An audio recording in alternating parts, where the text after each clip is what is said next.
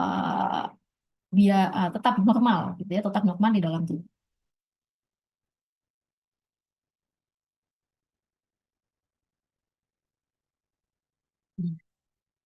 Pada masa-masa sekarang sudah banyak para tenaga medis, terutama para dokter, itu sudah mulai memahami dengan konteks bukan hanya memberikan treatment pengobatan maupun dengan teknologi, tapi bisa juga dengan memperbaiki nutrisi atau penambahan eh, suplemen ya, atau misalnya memperbaiki pola nutrisi gitu. Karena banyak sekali penelitian-penelitian yang sudah ada yang dimana terbukti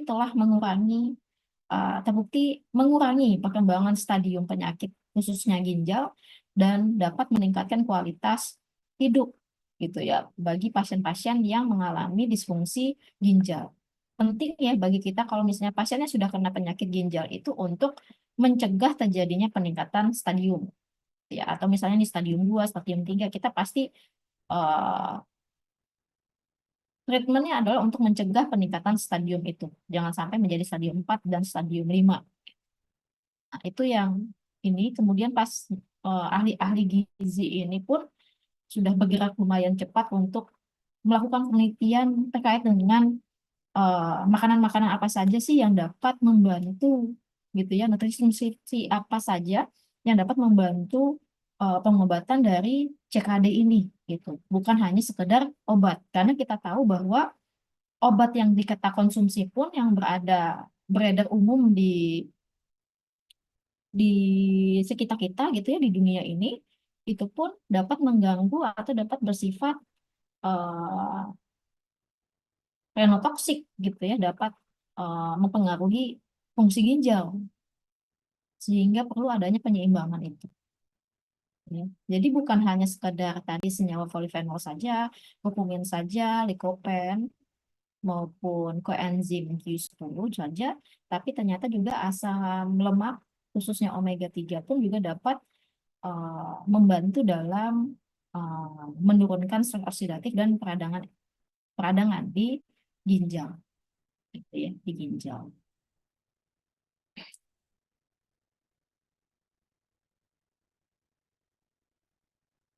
Nah, kemudian selain tadi, ternyata tadi yang saya juga bilang bukan hanya untuk mempertahankan sel yang masih baik di dalam ginjal saja, tapi juga kita pun dapat fokus terhadap eh, perbaikan usus, ya kesehatan usus. Karena itu tadi membantu fungsi ginjal lagi, gitu ya, membantu fungsi ginjal dengan menurunkan racun, gitu ya, sehingga dapat diberikan bagi pasien-pasien eh, disfungsi ginjal itu probiotik maupun prebiotik. Kita tahu ya probiotik dan prebiotik kita bisa dapatkan dari eh, fermentasi ya, makanan fermentasi, baik itu yogurt kah, kemudian tempe kah, gitu. Kemudian makanan-makanan yang mengandung probiotik, gitu ya, seperti eh, soya, seperti juga apa lagi tempe, kurma, gitu ya, yang mengandung probiotik. Jadi tambahan probiotik maupun prebiotik itu dapat membantu peningkatan kesehatan usus dan juga dapat meningkatkan kualitas hidup. Ya, meningkatkan kualitas hidup dengan cara menghilangkan gejala-gejala yang berasal dari penyakit disfungsi ginjal lainnya. Seperti apa contohnya? Seperti misalnya kalau pasien-pasien CKD itu dia mengalami kelelahan, mudah sekali lelah dan mual gitu. Dan dalam mengkonsumsi nutraceutical yang baik gitu ya, itu pun dapat mengurangi atau menghilangkan rasa seperti lelah maupun mual. Nah, suplemen tambahan dari luar, tadi saya sudah sebutkan pertama yaitu adalah koenzim Q10 dan vitamin D. Nah, itu pun juga baik Q10 maupun vitamin D dapat mengurangi atau membantu mengurangi hipertensi, diabetes maupun komplikasi kardiovaskular yang biasanya terjadi pada pasien-pasien uh, gagal ginjal atau ginjal kronik gitu ya. Karena kita tahu CKD itu pasti ada komplikasi, entah itu hipertensi kah, diabetes maupun penyakit berkaitan dengan pembuluh darah gitu ya, yaitu kardiovaskular. Jadi bisa dapat diberikan pasien tersebut koenzim 10 ya, tambahan suplemen dan vitamin D. Ya, vitamin D.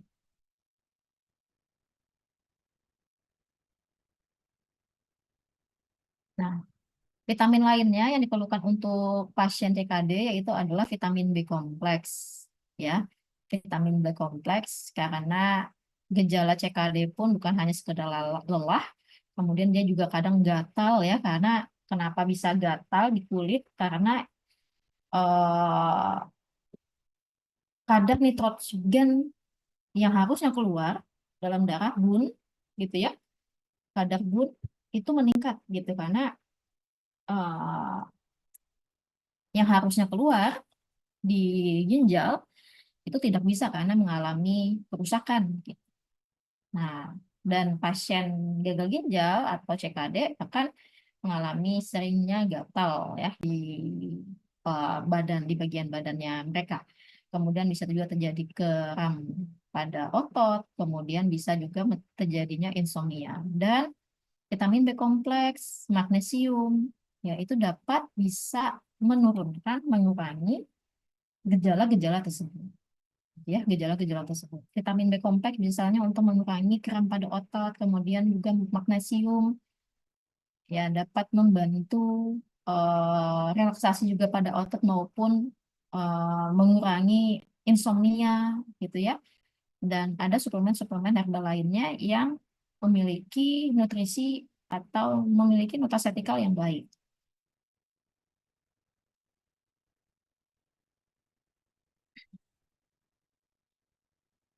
Nah,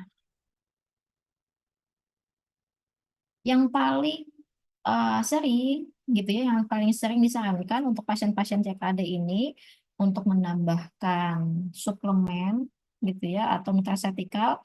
Yang pertama yaitu adalah koenzim 10 tadi, kemudian golongan flavonoid, kemudian senyawa epigallopectin ya, epigallocetacin 3 galat, kemudian asam tanat, kurkumin, dan golongan poliferol ya, contohnya resveratrol. Nah, ini adalah senyawa bioaktif yang paling eh, terkenal gitu dalam eh, pengobatan tambahan perawatan CKD gitu ya, perawatan CKD. Meskipun memang kadang kalau di Indonesia masih belum banyak ya, masih belum banyak dokter menyarankan senyawa bioaktif ini untuk dikonsumsi ya. Tapi di beberapa daerah-daerah, di beberapa negara-negara yang lain, negara-negara maju, senyawa bioaktif ini pun juga diberikan kepada pasien, gitu ya, diberikan kepada pasien. Contohnya, sekali lagi saya cuma kasih contoh di sini aja, gitu ya, di negara tetangga kita. eh yang saya salutkan di sini adalah pasien, selain pasien itu diberikan obat, pasien itu pun juga diberikan satu waktu gitu ya setelah mendapatkan obat dari dokter maupun dijelaskan oleh apoteker, pasien pun juga akan dijelaskan oleh mendapatkan penjelasan oleh ahli gizi, ya, dietitian di sini. Nah, pernah saya ikuti bagaimana dietitian itu memberikan saran gitu ya, nutraceutical yang mana yang harus dikonsumsi pada pasien ini gitu ya, pada pasien yang memang uh, memerlukan treatment tambahan gitu ya, sekali selain farmakologi, selain terapi farmakologi, yaitu adalah terapi non farmakologi. Itu adalah pengaturan nutrasetikalnya pasien tersebut. Dan eh, saya salutnya di sini adalah sudah bisa memahami itu. Mereka pun juga sudah tahu ada beberapa nutrasetikal yang tidak boleh di-combine dengan obat gitu ya, yang harus ada jeda waktu gitu. Kemudian sesuaikan dengan kondisi tubuh pasien atau kondisi hasil lab pasien. Itu hasil hasil lab pasien. Misalnya pasien tersebut mengalami obesitas misalnya ya, namun dia juga mengalami penyakit yang lain. Nah, dia akan memberikan saran BMI yang normal untuk pasien tersebut bagaimana gitu ya. Apakah di diet diturunkan berat badan atau di bulking atau ditingkatkan berat badannya untuk mencapai itu. Kemudian untuk diet pun maupun yang bulking itu juga mereka memberikan saran makanan apa saja yang perlu, yang harus dimakan tiap hari gitu ya, karena ada nutrisi ini, nutrisi itu gitu ya, dan mereka menjelaskan itu secara secara detail gitu ya, secara detail. Dan itu yang saya kasih kasih applause di sini ya. Mereka sudah bekerja sama, entrepreneur inter inter apa ya, hmm, kerjasama antar tenaga kesehatan pun sudah sudah compare gitu, sudah berjalan gitu. Baik itu terapi non farmakologi maupun farmakologinya, non farmakologi maupun non farmakologi maupun farmakologinya. Ya.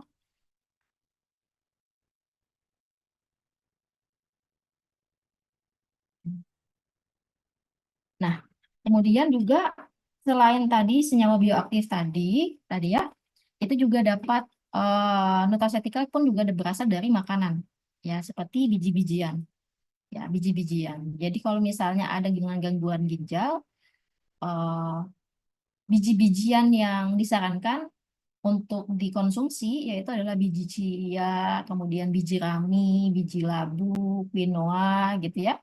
Kemudian minyak zaitun, bawang putih, kemudian tanaman-tanaman herbal lainnya pun seperti kumis kucing, jahe, lemon, dan seledri itu bisa membantu fungsi ginjal, ya membantu fungsi ginjal. Terutama pada biji-bijian ya, biji-bijian.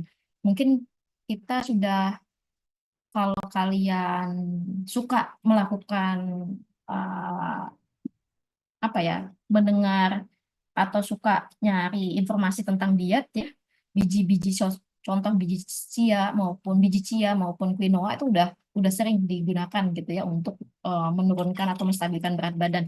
Tapi ternyata biji-bijian tersebut pun juga dapat membantu fungsi ginjal dengan baik. Nah,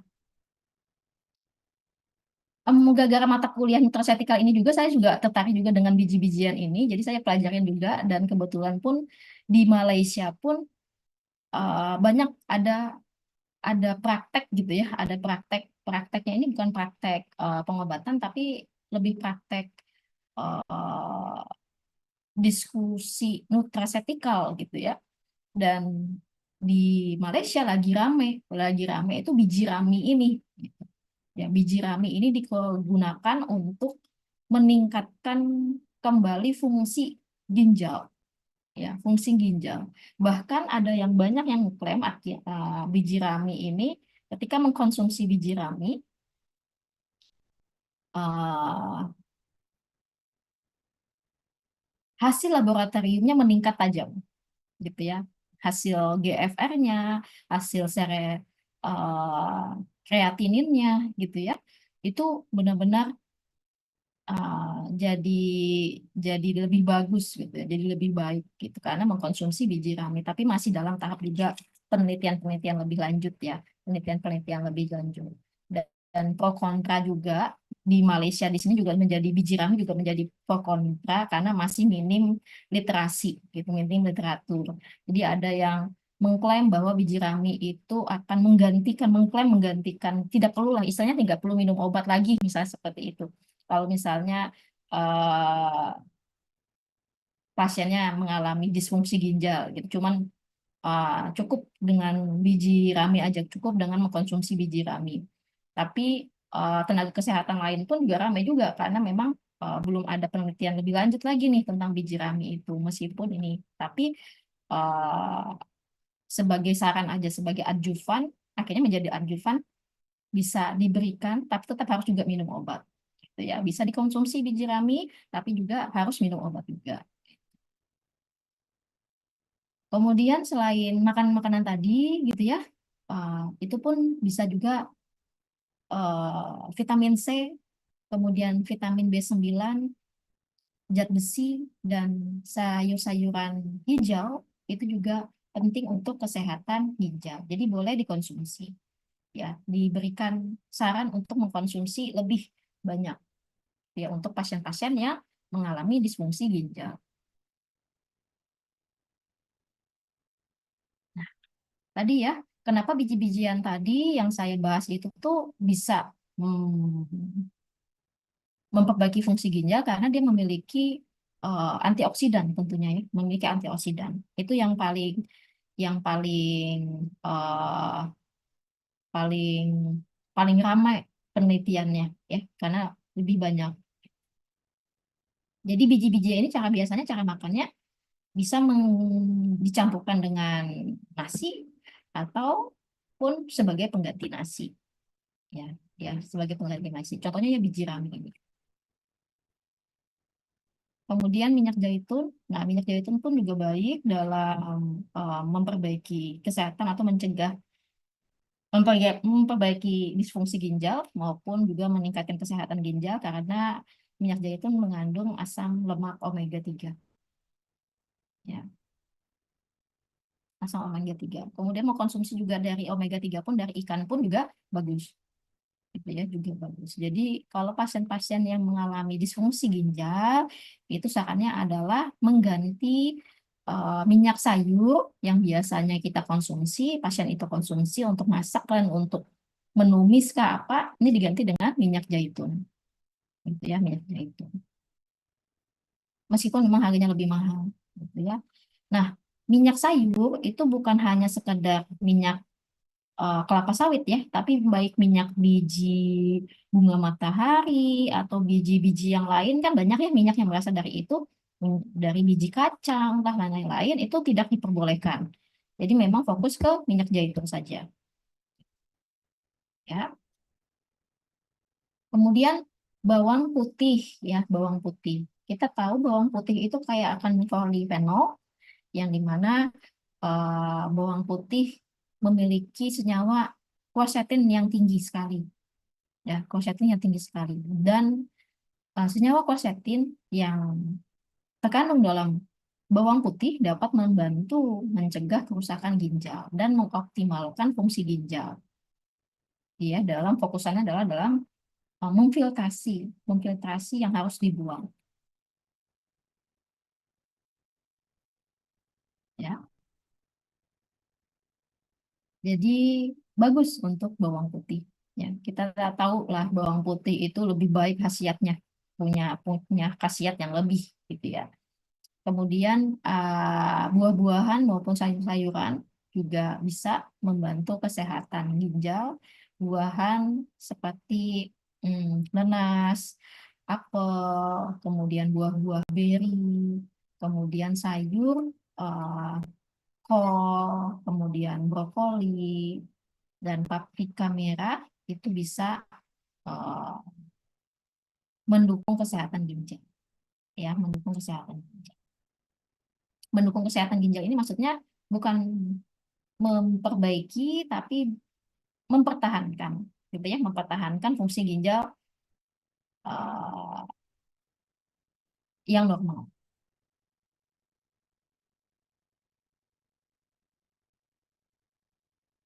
Nah, untuk pasien yang mengalami fungsi ginjal, gitu ya, disfungsi ginjal, itu disarankan adalah pengecekan vitamin, kadar vitamin dalam darah, terutama vitamin D, kemudian vitamin B12 maupun vitamin B9.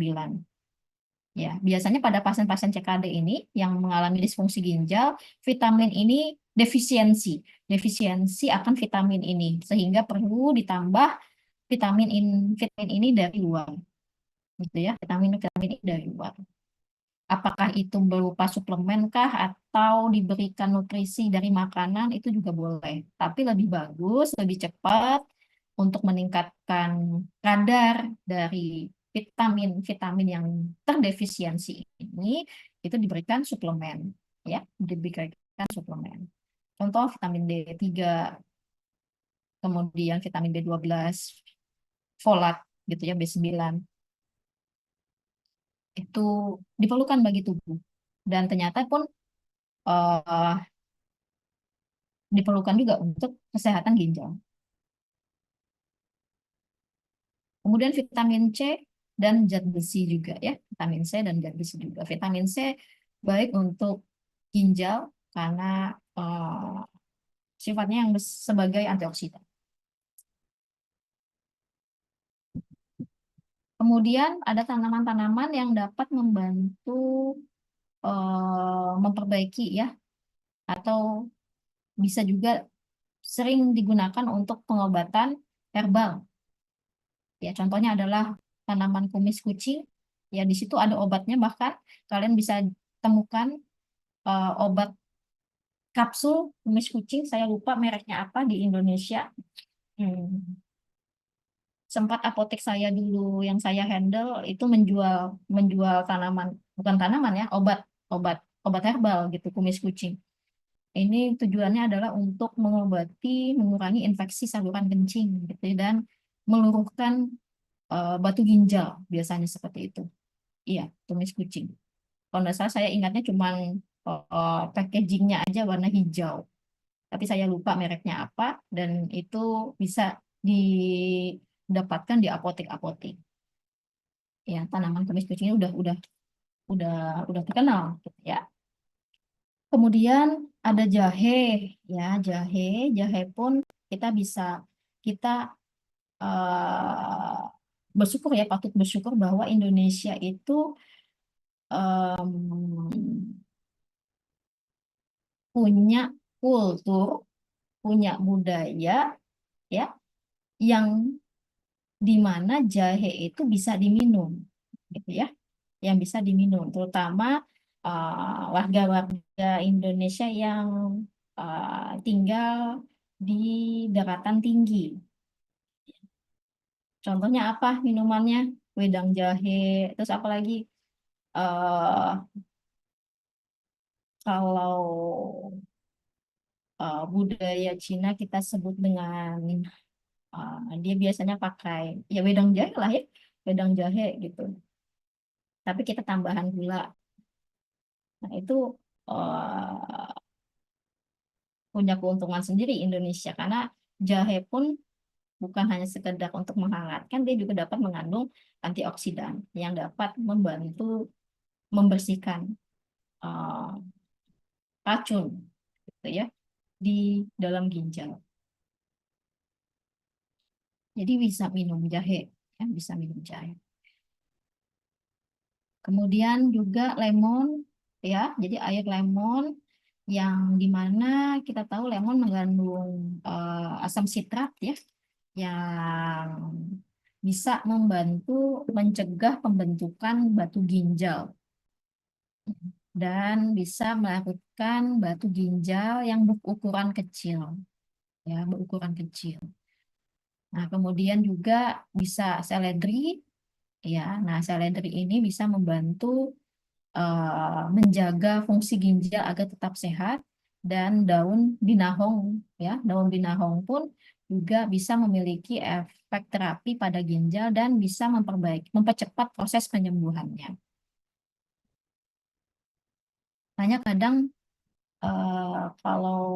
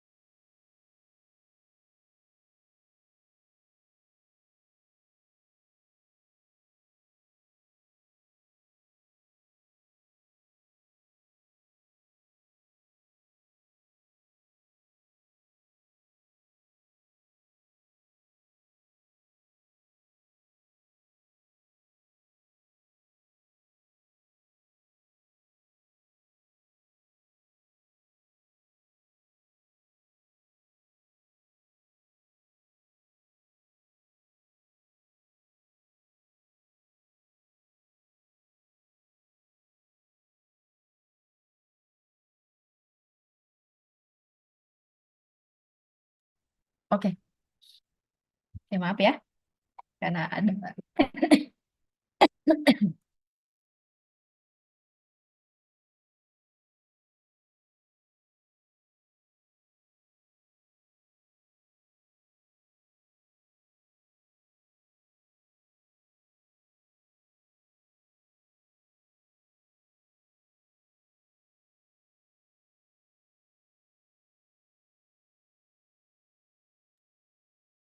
Oke.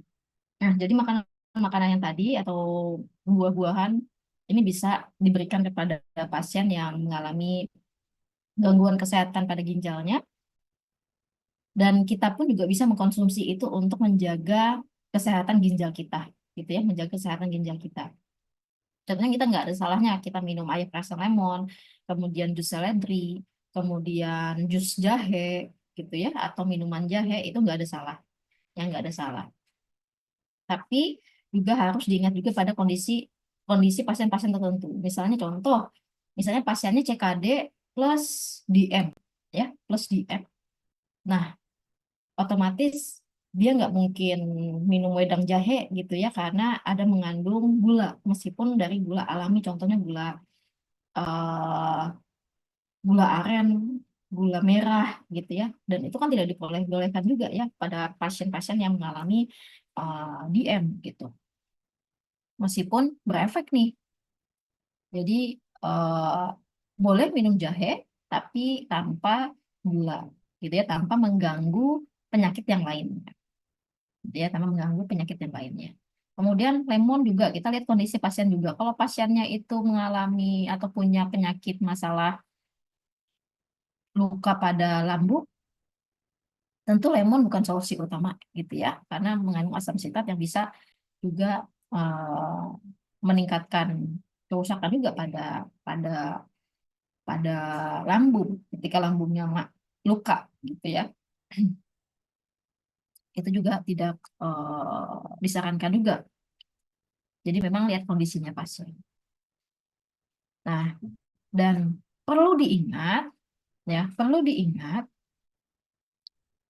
untuk nutraceutical ini tidak sembarangan kita berikan konsultasi. Jadi harus ada konsultasi khusus gitu ya, yang direkomendasikan oleh nutrisionis, ya, baik itu ahli gizi kah atau dokter gitu ya, ahli gizi maupun dokter itu harus diberikan. Ya harus mereka yang berikan rekomendasi tersebut. Mereka, mereka. Kita boleh nggak sebagai farmasis, boleh nggak kita berikan informasi tersebut? Sebenarnya ini bukan ranah farmasi, ya, memberikan rekomendasi nutrisi itu. Tapi kalau kita punya referensi atau punya pemahaman tentang hal itu, kita bisa merekomendasikan ini berkaitan dengan obat, ya. Mereka bukan kita bisa merekomendasikan makanan-makanan apa saja yang boleh dimakan bersamaan dengan obat yang mereka minum. Jadi makan makanan yang kita bisa, tapi nggak merekomendasikan langsung, gitu ya, merekomendasikan langsung. Oh, ini harus beli suplemen ini, harus beli suplemen itu dan lain-lain. Dan itu adalah ranahnya dokter maupun ahli gizi, gitu ya, rekan kita yang ahli gizi ini, dietitian ini. Kemudian kita juga bisa memberikan informasi aja, apakah baik itu makanan yang boleh dikonsumsi bersamakan dengan obat-obat tersebut, kemudian makanan-makanan mana yang tidak boleh dikonsumsi, ya, makan makanan mana yang tidak boleh dikonsumsi pada pasien-pasien yang mengalami disfungsi ginjal, gitu. Contoh misalnya ada makanan yang boleh dikonsumsi, ada yang makanan yang tidak boleh. Nah, yang tidak boleh untuk pasien ginjal ini adalah makanan-makanan yang tinggi natrium atau kita sebut dengan garam. Ya, itu tidak boleh kita berikan. Pasien itu tidak boleh konsumsi yang tinggi natrium. Kemudian yang tinggi kalium maupun fosfor. Ya, jadi 3 ion ini tidak boleh diberikan dengan kadar yang tinggi. Ya, kadar yang tinggi. Dan tentunya juga kebutuhan cairan tubuh itu harus tercukupi. Meskipun semakin tinggi stadium pasien, kerusakan nih, semakin tinggi kerusakan ginjal, kebutuhan cairannya pun juga semakin minim, gitu ya, semakin minim. Contoh kayak kita, untuk kita normalnya minimal 2 liter. Tapi kalau pasien-pasien yang mengalami disfungsi ginjal dengan stadium-stadium akhir, 2000 liter itu kelebihan buat mereka. Nah, kelebihan buat mereka. Jadi harus memperhitungkan dulu output maupun input dari cairan tubuhnya mereka. Ya. Jadi kalau kita bandingkan dengan normal, 2000 minimal, 2000 mililiter minimal kita minum, pasien dengan CKD stadium 4 ke stadium 5, itu bisa sampai dia setengahnya, separuhnya saja. Kadang 1000, gitu ya, 1000 mili. Tidak boleh banyak, cuma 1000 mili atau 1 liter aja dia minum. Itu per hari ya. Nah, makanya memang harus diperhitungkan. Kalau untuk pasien-pasien yang mengalami disfungsi ginjal, baik itu disfungsi yang yang bersifat kronis ya, yang bersifat kronis. Dan tentunya tidak bisa lagi minum minuman yang berkafein ataupun yang beralkohol. Ya, pasien-pasien dengan stadium 4 maupun 5 tidak boleh lagi, atau bahkan yang berwarna itu tidak boleh lagi untuk dikonsumsi.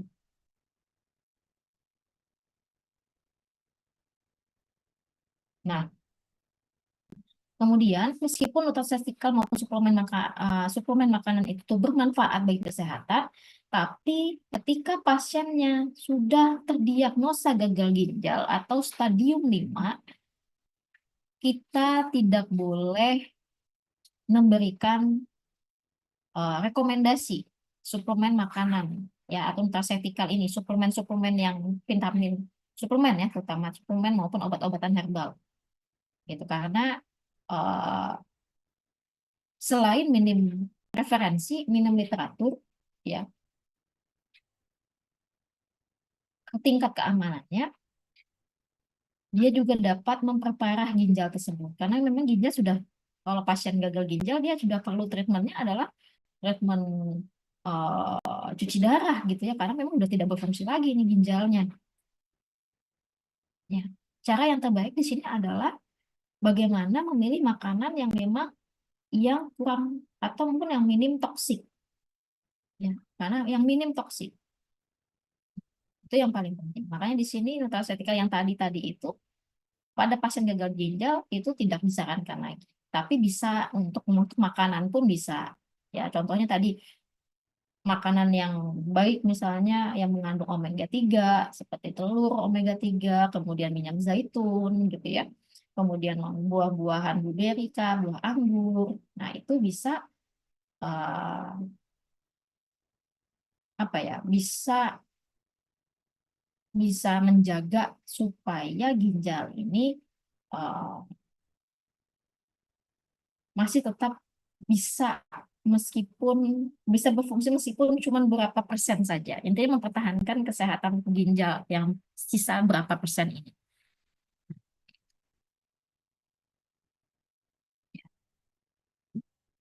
Kenapa nutraceutical itu bisa tidak aman? Ya tentunya tadi ya, selain dia juga dapat berinteraksi dengan obat-obatan, dia juga bisa menyebabkan efek samping, ya. Bahkan efek samping juga, efek samping yang dimana tentunya dapat mempengaruhi ginjal, gitu ya. Karena suplemen, contohnya adalah suplemen suplemen herbal, ya, suplemen herbal. Kalau yang minim referensi atau dia herbalnya cuman herbal kayak gabungan gitu ya, bukan senyawa aktif, bukan senyawa aktif tapi golongan senyawa saja. Nah, itu eh, perlu di monitoring lebih atau berhati-hati. Kalau perlu tidak menjadi opsi meskipun adjuvan gitu ya, meskipun adjuvan. Kalau misalnya pasien-pasiennya yang gagal ginjal, ya pasiennya gagal ginjal.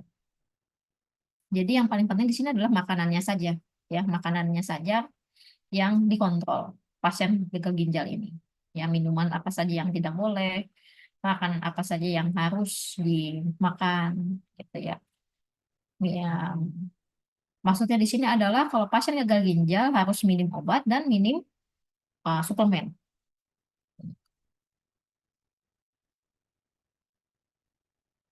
Dan tentu adanya konsultasi dokter maupun tenaga medis ahli, ya, nutraceutical. Baik itu mengkonsumsi suplemen maupun suplemen herbal kah atau nutraceutical itu harus dikonsultasi pada yang ahlinya, ya, untuk memastikan keamanannya maupun efektivitasnya.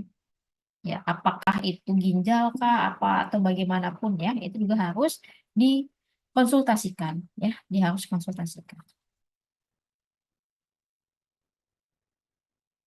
Nah, untuk pasien gagal ginjal, biasanya dilakukan diet khusus. Contohnya adalah pembatasan tadi asupan makanan, ya baik itu ya natrium, kalium, fosfor maupun kalsium. Juga pasien-pasien gagal ginjal juga harus membatasi asupan proteinnya. Jadi tidak boleh terlalu banyak mengkonsumsi protein, gitu ya, maupun ion-ion eh, tadi. Kemudian bahkan obat-obatan yang tadi saya bilang bahwa kalau sudah pasien gagal ginjal, makanan ataupun obat-obatan harus diminimalisasi, maksud saya di, di dikurangin, ya, dikurangi. Kenapa? Karena udah gagal nih ginjalnya udah nggak bisa lagi berfungsi. Dan eh, ada beberapa obat, ya, ada yang beberapa obat yang dapat juga diberikan, ya, sebagian banyak yang tidak boleh diberikan, tapi ada juga obat-obat yang bisa membantu eh, bukan mengatasi ya, mengelola lah. Saya bilangnya mengelola karena membantu untuk mempertahankan, ya, mempertahankan presentasi yang masih bisa dipertahankan, itu presentasi kesehatan ginjal meskipun hanya sekedar sedikit saja presentasinya. Contohnya adalah obat-obatan metformin, gitu ya, penghambat SGLT2, GLP1, DPP inhibitor, dan insulin. Nah, kebetulan obat-obat yang ini itu tidak diekskresi di ginjal, gitu. Jadi obat-obatan yang tidak ber yang tidak terpapar atau yang tidak memapari ginjal itu diperbolehkan. Nah, obat-obat ini kebetulan dia tidak mempapari ginjal gitu sehingga dapat peran yang untuk membantu mengelola gagal ginjal pun juga oke, ya. Nah, itu. Oke, mungkin itu saja, ya.